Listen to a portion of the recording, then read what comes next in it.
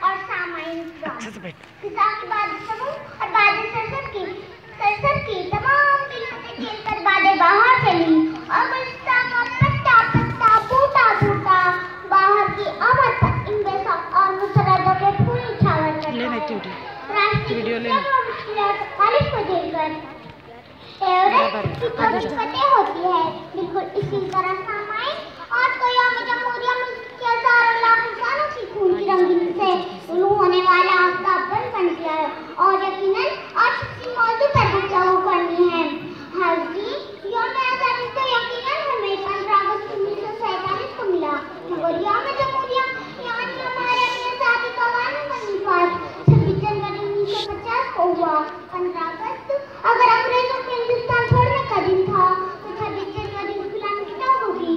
آخری کڑی کو اپنے گلے سے نکال کر دریا برد کرنے کا دن تھا.